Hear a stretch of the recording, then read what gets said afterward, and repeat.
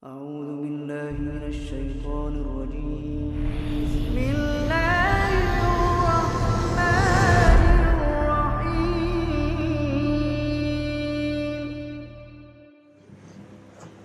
إن الحمد لله نحمده ونستعينه ونستهديه ونستغفره ونعوذ بالله من شرور أنفسنا وسيئات أعمالنا من يهده الله فهو المهتد ومن يضلل فلن تجد له وليا مرشدا وأشهد أن لا إله إلا الله وحده لا شريك له ولا ند له ولا ضد له ولا ولد له ولا والد له ولا صاحبة له وأشهد أن محمدا عبده ورسوله وصفيه من خلقه وخليله أدى الرسالة وبلغ الأمانة ونصح الأمة وكشف الله به الغمة فصلاة وسلاما دائبين مترادفين متتاليين متماثلين عليك يا حبيبي يا سيدي يا رسول الله صلى الله عليه وسلم.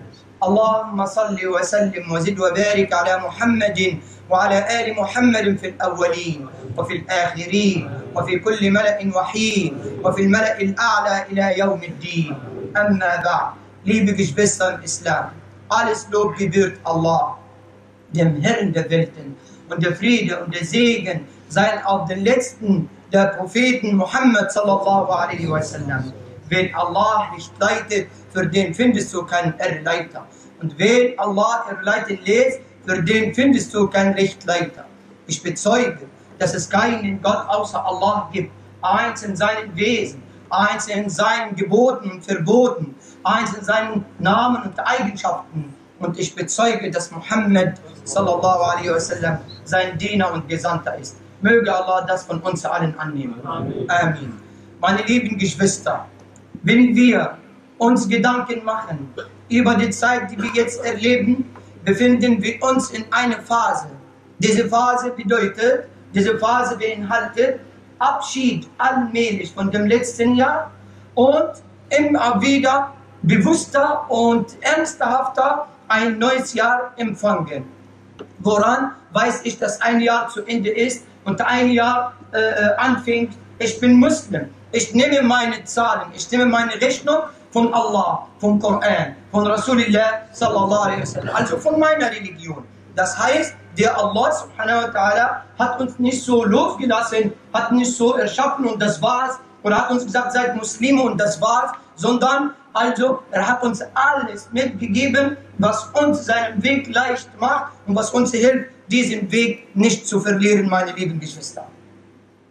Mein Thema heute mit euch ist ein neues Jahr und Al-Muharram und Ashura. Ein neues Jahr, Al-Muharram, beginnen wir den ersten Monat in dem neuen Jahr für uns Muslimen. Unser arabischer, islamischer Mondkalender beginnt mit dem Monat Al-Muharram, ne? Der heilige Monat. Ne? Und Ashura, das ist der 10. Tag in diesem Monat. Das ist mein Thema heute. Ich werde dieses Thema mit euch heute in den nächsten Punkten erleben. Ich beginne mit einem Einstieg, dann der erste Punkt ist ein neues Jahr. Wo bin ich und wie erlebe ich ein neues Jahr? Zweitens, Shahrullah al-Muharram, Allahs Monat al-Muharram und die Besonderheit von diesem Monat. Drittens, die Großzügigkeit Allahs auf uns Muslime, also die Belohnung Allah subhanahu wa ta'ala und die Auserwählung Allah subhanahu wa ta'ala zu uns Muslimen, indem wir nur uns Gedanken machen über das neue Jahr und dieses heilige Monat. Viertens, Fiqhu Shahr al-Muharram. Was muss ich, was darf ich nicht machen, was ist erlaubt, was ist verboten und so weiter und so fort und auch mit der Scharia was zu tun haben. Fünftens, die Besonderheit dieser Umma im Vergleich mit allen anderen Umma. Sechstens, Musa a.s. und generell alle anderen Propheten und ihr Hukuk auf uns. Die Propheten haben Hukuk, Hukuk plural von Haq und Haq heißt Recht. Also das Recht der Propheten auf uns, wie die letzte Umma, die chronologisch, zeitlich gesehen, wir sind die Letzten. Die Umma von Isa vor uns, die Umma von Musa vor uns, Ibrahim a.s. vor uns, Idris a.s. vor uns, Nuh a.s. vor uns, Adam a.s. der erste Prophet und Mensch. Was haben diese Propheten auf uns noch? Oder haben wir alles vergessen, meine lieben Geschwister? Und 7. also die Einhaltung, die Regel Allahs subhanahu wa ta'ala generell. Das heißt, ich beschränke mich nicht auf das, was mit der Sunna des Propheten Muhammad sallallahu alaihi wasallam vorgekommen ist, sondern generell aufgrund der Einheit Allahs subhanahu wa ta'ala, aufgrund der Einheit der Quelle, der Regel und Verboten im Namen Allah subhanahu wa ta'ala, beginnend von Adam bis unser Prophet Muhammad sallallahu alaihi wasallam, wünsche ich mir und euch viel Segen in diese Khutbah, inshallah Rabbil Alamin. Ich beginne erstmal mit dem Einstieg. Wie schnell sind die Zeiten und wie unachtsam sind wir. Meine lieben Geschwister, ganz persönlich von mir, in der letzten Zeit ist mir aufgefallen, dass die grauen Haare sind an meinem Gesicht und an meinen Haaren und Bart immer wieder mehr. La ilaha illallah. Ich gucke meine Kinder und sehe, dass meine Kinder immer wieder größer sind von Tag zu Tag. Ich erinnere mich noch an den Geburtstag meines Kindes, mein erstes Kindes. Ich erinnere mich immer noch in dieser Zeit an die erste Nacht für mich in Deutschland. La ilaha illallah. Wie alt war ich da und wie alt bin ich jetzt? Wo war ich da und wo bin ich jetzt? Und was dazwischen ist, immer wieder wie die Wellen des Meeres. Mal stark, mal gesund, mal krank und gar keine Kraft. Mal gemeinsam mit Muslimen um mich, mal alleine. Ne? Mal im Recht, mal im Unrecht. La ilaha illallah. Das ist typisch Leben. Und der Kluge unter uns, der von den alleinsamen Zeiten nimmt als ein Guthaben und investiert das, also indem er mit den Muslimen ist. Von seinen Schwächen nimmt in der Zeit, von seinen Stärken nimmt eine Kraft und Guthaben, was ihm hilft, wenn er schwach ist. Wenn er mal in Unrecht ist, dann muss er sich Gedanken machen und schlau und weise sein, wie er mit sich selbst, mit seinem Buch, mit seinem Propheten Muhammad sallallahu alaihi wasallam, mit den Muslimen umgeht, also wie er im Recht als auch im Unrecht. Denn eine Tatsache müssen wir alle feststellen. Wir sind die Gläubigen an Allah, wir sind die Geschöpfe von Allah. Irgendjemand von uns ist geboren, Allah hat für ihn mit dem Tod verurteilt. Du musst sterben. Irgendjemand, das ist ein Gesetz von Allah subhanahu wa ta'ala. Alles, was einen Anfang hat, muss ein Ende haben. Du auch. Du auch.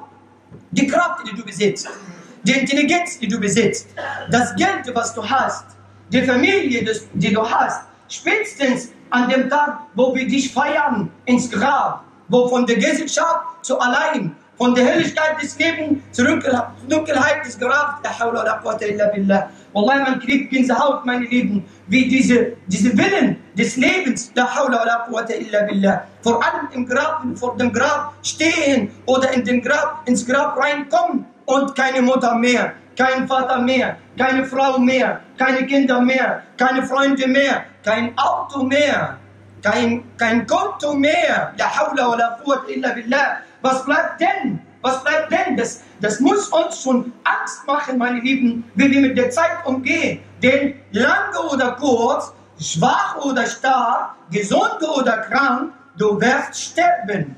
Und der Kluge ist, der sich einen guten, angenehmen Abschluss dieses Lebens aussucht. Also vergeude deine Zeit nicht. Nicht so viel Schatten über die Nacht, dass Salat al-Fajr verloren geht.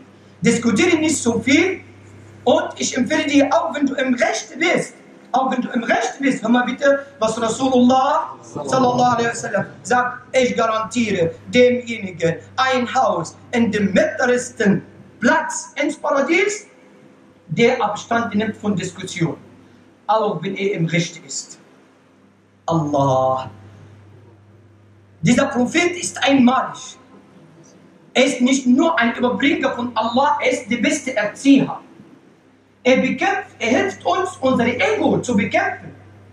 Beobachte dich in irgendeiner Diskussion zwischen dir und Familie.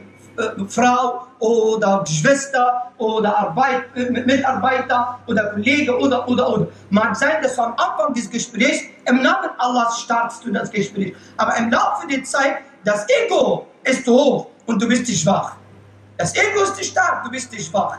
Allah geht nach hinten und dein Ich muss schon fertig machen, kommt nach vorne. Und dann sagte Rasulullah sallallahu alaihi wasallam, ich garantiere demjenigen ein Haus im Paradies, in der mittleren, in den angenehmsten Ecke ins Paradies, für denjenigen, der Abstand nimmt von Diskussion, auch wenn er im Recht ist. Wallahi, meine Lieben, wenn es nach mir ginge, würde ich nur über diesen Hadith eine Khutbah machen. La ilaha illallah.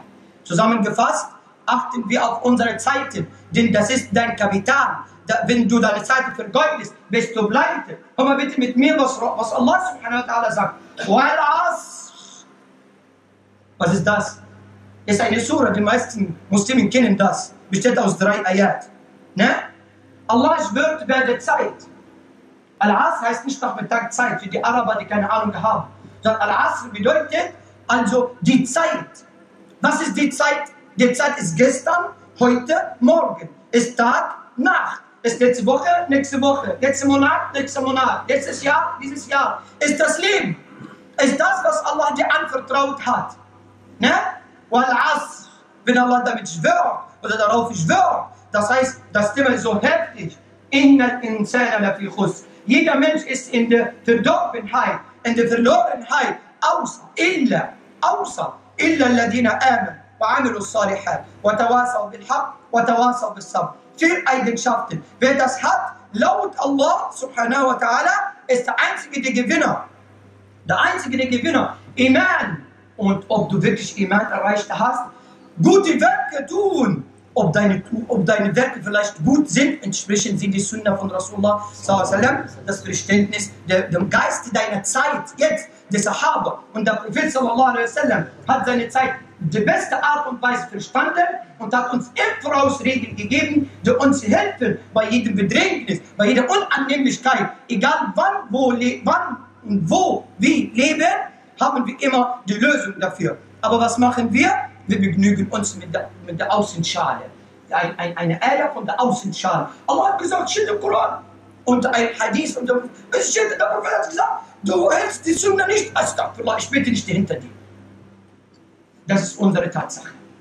Ja?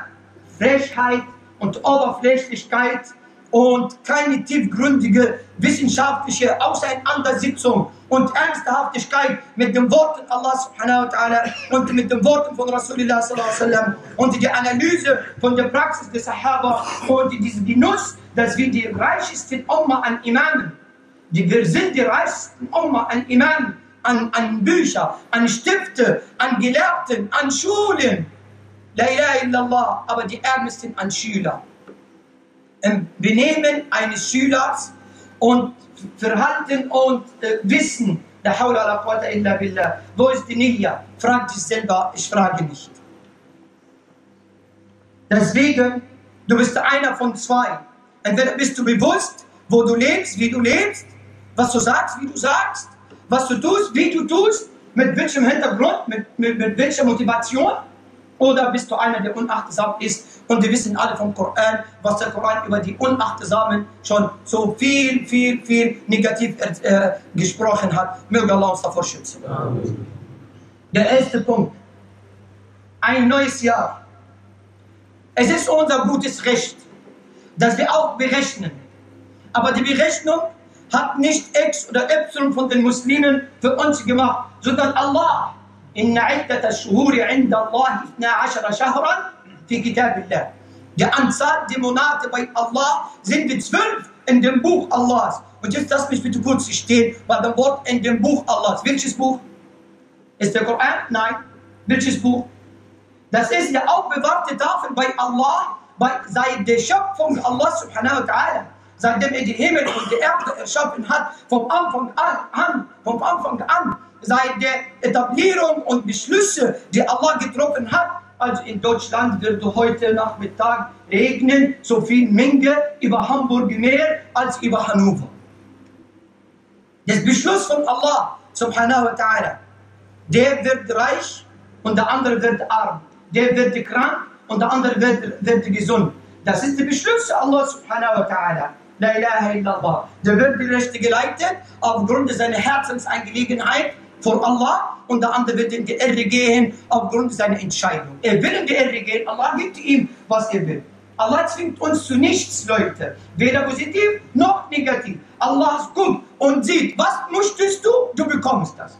Was möchtest du? Du bekommst das. Möchtest du Annika und Monika unter ein Paar gehen und die Nacht verbringen? Bekommst du. Möchtest du die Moschee und die Leute um dich, die Qiyam-e-Layl mit dir genießen? Bekommst du. Was möchtest du? Bekommst du. Am Ende ist Allah gerecht, wenn er dich wirklich heftig bestraft. Da liegt keinen anderen außer dir selber. Möge Allah uns vor allem Bösen schützen. Amen. Und alles Gute leicht machen. Amen, ya Rabbil Alamin. Neues Jahr. Berechnen wir nach Allahs Beschluss. Diese Berechnung nach dem Mond, nicht nach der Sonne. Sonnenkalender ist eine große Lüge. Denn mit der Sonne kann ich niemals ein Jahr berechnen. Ich kann höchstens mit der Sonne den Tag und die Nacht, Sonnenaufgang, Sonnenuntergang, Vormittag, Nachmittag und Mittag, wo die Sonne in dem Zenit des Himmels ist. Ne? Und danach haben wir das Morgengebet, Vormittagsgebet, Salat al-Duha.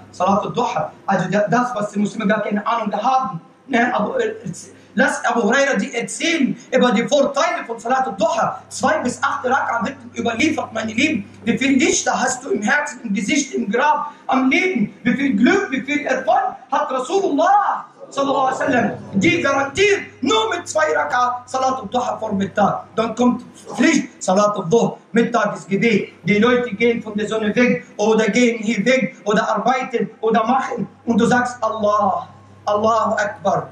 Allahu Akbar als Mittagsschlaf. Allahu Akbar als Arbeiten gehen. Allahu Akbar als Familie. Allahu Akbar als Ego. Allahu Akbar als meine Ausruhe. Das ist dein Motto. Du bist gläubig, da musst du Allahu Akbar immer sagen. Sogar vom Schlafen aufstehen und sagen Allahu Akbar. Allah ist der Mächtigste, der mich vom Schlaf wieder eine Chance gegeben hat, dass ich wieder das Leben genieße. Das ist dein Motto am Leben. Aber wenn wir Praxis gucken, Ego ist Akbar, Familie ist Akbar, Geld ist Akbar, eine Frau, in die du dich verliebt bist, ist Akbar. Und am Ende schimpfst du uns, wieso solltet ihr allein ins Paradies kommen? Ich will mit. Dann frage ich, und was hast du für das Paradies getan? Das ist keine billige Sache. Das ist die teuerste Ware Allahs ist das Paradies. Also, du musst schon Opferbereitschaft zeigen, damit du wirklich das Paradies schon verdienst, inshallah Rabbil Alamin. Was schön ist, in dem Empfang des neuen Jahres, meine Lieben, wir erinnern uns immer an Vorteile, immer an Siegsereignisse. Guck mal, Sayyidina Musa a.s. wurde in diesem Monat am 10. Tag von dem blöden, von dem ungerechtesten Menschen überhaupt, Pharao in Ägypten, ich meine nicht die jetzigen, ich meine die normalen auch, alle sind so, weil die Ägypter nichts anderes schon verdient haben. Also noch einmal, Musa a.s. wurde gerettet von dem Feind Allahs damals an diesem Tag. Ein Sieg für den Iman gegen Kufr. Eine Trost von Allah an den Gläubigen nach langer Unterdrückung, nach langer Versklavung ihrer Frauen, nach langem Missbrauch ihrer Frauen und Versklavung ihrer Männer und Missbrauch ihrer Kinder, lange Zeit, ne, hat Allah den Iman und die Leute des Iman zur Zeit von Musa endlich gerettet. Sayyidina Musa hat gebetet übrigens, hat Dua gemacht gegen den Pharao, ne? Nach 40 Jahren hat Allah dieses Dua akzeptiert, meine Lieben. Mit der Versenkung des Pharao. وَفَالْيَوْمَ نُنَجِّيكَ بِبَدَنِكَ لِتَكُونَ لِمَنْ خَلْفِكَ آيَةً. So spricht Allah in Surat Yunus, Surah Nummer 10. Ne? Zu dem Pharao, heute retten wir dir den Körper, damit du ein Warnzeichen für alle, die nach dir kommen, die ungerechtes Leben führen, die Kopfleben führen. Also, das ist schon die Bestrafung Allah subhanahu wa ta'ala zu irgendjemandem, der ungerecht ist. Jedes Jahr im Monat Al-Muharram erinnern wir uns an den Sieg des Iman gegen Kufr. Takbir, Takbir, Takbir. Jedes Jahr erinnern wir uns in dem Monat Al-Muharram an die Al-Hijra, die Auswanderung von Mekka nach 13 Jahren Verfolgung, Unterdrückung, Ruf Tötung, also Rufmord und schlechte Bekämpfung und Tötung der Muslime und Missbrauch der muslimischen Frauen. Und Sumayya hat ihr Leben bezahlt und Yasser hat sein Leben bezahlt, la ilaha illallah, vor den Augen von Ammar. Ich kriege Gänsehaut. Meine Lieben, wer hat deine Mutter was angetan, weil du Muslim bist? Wer hat deinem Vater was Blödes oder was Schlechtes angetan, nur weil du sagst, la ilaha illallah? Erinnere dich bitte, versetze dich in der Lage von Ammar. Vor seinen eigenen Augen. Seine Mutter hat das Leben bezahlt, die ist Märtyrerin im Namen Allahs. Und Yasser, der Mann, ein alter Mann, lassen Sie ihn gnadenlos, lassen Sie ihn sterben mit Durst, ne? mit Qual vor den Augen von Ammar. Also wenn du dir nur vorstellst, was diese Sahaba schon bezahlt haben für La ilaha illallah und vergleichst du dich mit dem, was du tust, wir kriegen dich noch nicht mal in Salat al-Isha in der Moschee. Noch nicht mal. Seit Jahren diskutieren wir in dieser Moschee, ob wir diese Moschee tagtäglich 5 Gebete schon anbieten können für die Muslime. Und die Antwort, du weißt schon, die Muslime kommen nicht.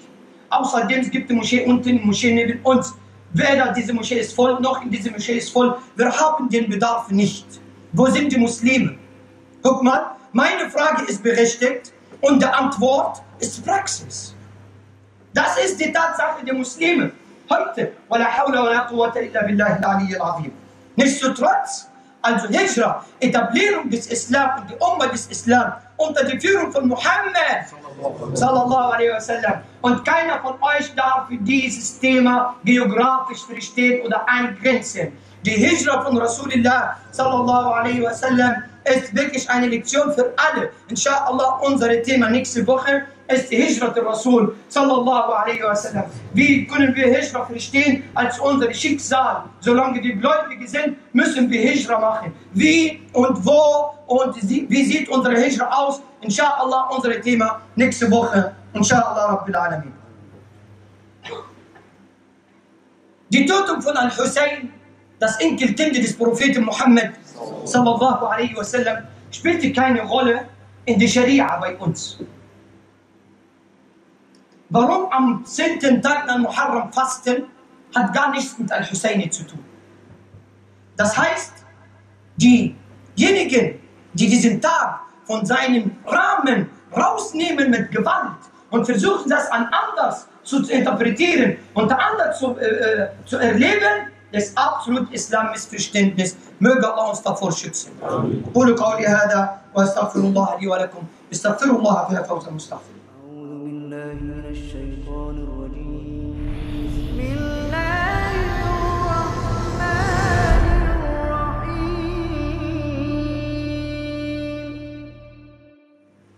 الحمد لله وكفى والصلاة والسلام على النبي المصطفى صلى الله عليه وسلم وأشهد أن لا إله إلا الله وحده لا شريك له وأشهد أن محمدا عبده ورسوله. Meine lieben Geschwister, der zweite Punkt, Shahrullah al-Muharram. Der einzige Monat, wo der Prophet spricht, also der beste Fasten nach Ramadan, ist das Fasten in Allahs Monat al-Muharram. Das heißt, diese Genitivverbindung, Monat Allahs, dass der Monat mit Allah verbunden wird, über keinen anderen Monat spricht der Prophet so direkt wie über Shahrullah al-Muharram. Wunderbarer Monat. Seht des Iman, also Hoffnung und Wunsch und Trost für die Gläubigen, die festen Gläubigen an Allah subhanahu wa ta'ala. Und dann sagt, der beste Fasten nach dem Ramadan ist in dem Monat al-Muharram. Die beste Belohnung, meine Lieben, unsere Gelehrten haben uns beigebracht. Es gibt 13 Tage, die besonders zu behalten sind, damit umzugehen. Die Sahaba sagen, und die Gelehrten, unsere Salaf und unsere Imame und auch unsere Imame jetzt. Jeder Imam, der uns etwas von Allah gebracht hat und ist vor uns vorausgegangen oder gestorben, ist unsere Salaf. Auf Arabisch Salaf bedeutet vorausgegangen. Auch wenn er gerade gestern vorausgegangen ist, Salaf. Das, was davor gewesen war. Meine Lieben, alle haben uns Sachen beigebracht. 3 mal 10 Tage sind besonders. die letzten 10 Tage und Nächte im Ramadan. Der zweite, die ersten 10 Tage und Nächte in dem Monat Al-Hijjah, wo Hajj ist. Drittens, die ersten 10 Tage in dem Monat Al-Muharram. Diese 10 Tage sind sehr besonders. Die Belohnung Allahs ist so großzügig von Allah subhanahu wa ta'ala zu uns. Was bekomme ich durch das Fasten im Monat Al-Muharram? Übrigens, bevor ich darüber rede, also es gibt nichts anderes, was bei uns authentisch ist, über die Ritualen, religiöse Ritualen in dem Monat Al-Muharram, wie das Fasten. Irgendwas anderes, also extra beten oder extra spenden oder extra das und jenes machen, haben wir nicht. Es gibt etwas, was legitim ist, was erlaubt ist, dass du zum Beispiel normalerweise Sadaqa machst und normalerweise Qiyam machst und so weiter, ist normalerweise nicht extra in Al-Muharram. Meine lieben Geschwister, das ist in Ordnung. Aber dass du etwas extra machst, das ist inakzeptabel, weil es keine Basis hat. Was bekomme ich von dem 10. Tag zu fasten? Heute ist der 9., morgen ist der 10. Heute ist der 9., morgen ist der 10. Was erwartet mich, sage ich euch in den nächsten Punkten, inshallah Rabbil Alamin. Der dritte Punkt, Allahs Huld über uns Muslimen. Guck mal, wir verabschieden uns von dem letzten Jahr durch die Huld Allah subhanahu wa ta'ala und die Belohnung von den guten Taten, den ersten 10 Tagen in dem Monat Al-Hijjah.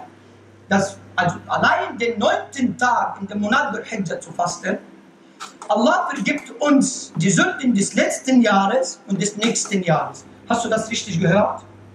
Oder hast du den Bruder geguckt, wie er den Ventilator gemacht hat? Muslim, du musst richtig konzentrieren. Yawm al-Qiyamah ist an einem Freitag. Du hast keine Zeit, an deine Uhr zu gucken oder dein Handy zu gucken oder den anderen rechts und links zu gucken. Du musst Angst haben. Jeden Freitag musst du Angst haben. Jeden Freitag musst du Ghusl und Tauba und Salawat und Koran und Sadaqa und du musst dich wirklich schon vorbereiten. Heute könnte der letzte am Leben sein. Heute könnte der jüngste Tag sein, wie Rasulullah sallallahu alaihi wasallam gesagt hat. Das ist eine Ehrerbietung im Namen Allah subhanahu wa ta'ala. Das Jahr wird beendet mit wunderbarer, einmaliger Belohnung von Allah subhanahu wa ta'ala. Falls du den 9. Tag in dem Monat Al-Hijjah bekommst du Belohnung, also Vergebung für die Sünden des letzten Jahres und des nächsten Jahres. In dem Monat Al-Muharram, fast den 10. Tag, bekommst du Vergebung für die Sünden des letzten Jahres. La ilaha illallah. Guck mal, Ende großzügig, Anfang großzügig. Was heißt das? Das heißt, unser Islam ist wunderbar. Das heißt Hoffnung. Das heißt, du darfst niemals aufgeben, egal wie schlimm du bist und egal wie böse deine Taten sind und egal wie lange du nicht regelmäßig gebetet hast und egal wie schlimm die Taten und die Worte, die du bis jetzt gemacht hast. Du hast an Allah Karim, subhanahu wa ta'ala. Karim. Und wir wissen alle über die Belohnung von Laylat al-Qadr in Ramadan. Und wir wissen, über nur einen einzigen Tag zu fasten, entfernt dein Gesicht von der Hölle 70 Jahre. Schütze vor der Hölle 70 Jahre, für einen einzigen Tag zu fasten. Und wir wissen, für 1 Euro zu spenden, wir wissen, wie viel Vermehrung macht Allah für uns. Wie 700, 7000 am Ende, auf dem Ende, für die Belohnung von Allah. Und wir wissen, die Gebete, also machst du 5 und bekommst du Belohnung von 50. La ilaha illallah. Takbir. Allah ist Kabir, meine Lieben. Allah ist Karim, meine Lieben. Allah ist Rahim, meine Lieben. Allah ist Wadud, meine Lieben. Das ist unser Islam. Wie kann ich das vergeuden? Wie kann ich so weit von Allah weggehen? Allah liebt dich. Auch wenn du sündigst, er liebt dich. Wieso? Er zeigt dir trotz der Sünde den Weg zur Taufe. Den Rückweg zu ihm. Ich bitte dich, wenn er dich nicht haben will, warum hat er dir den Weg zurückgezeigt, wenn er dich nicht haben will? Denke mal darüber nach. Also vermehre deine Entfernung nicht, sondern beende die Entfernung und komme schnell wie möglich. وَعَجِلْتُ إِلَيْكَ رَبِّي لِتَرْضَى. Das ist das Motto von Musa a.s. وَعَجِلْتُ إِلَيْكَ رَبِّي لِتَرْضَى. Und ich habe mich beeilt zu dir, ja Allah, damit du mit mir zufrieden bist, ja Allah. Takbir. Allahu Akbar. Auf diese Religion, auf diese Belohnung von Allah, auf diesen Koran. Meine lieben Geschwister, der 4. Punkt ist in diesem Monat zu fasten. Am Anfang war eine Pflicht das erste Jahr nach der Hijra. Mit dem 2. Jahr Ramadan ist Pflicht zu fasten. Mit der Pflicht von Ramadan zu fasten ist der 10. Tag in Al-Muharram ist von Pflicht zu erwünscht. Und manche Sahaba sagen sogar, das ist eine Sunna. Sogar Abdullah ibn Umar hat auch nicht gefastet. Ne? Und keiner von den Sahaba hat ihn getadelt.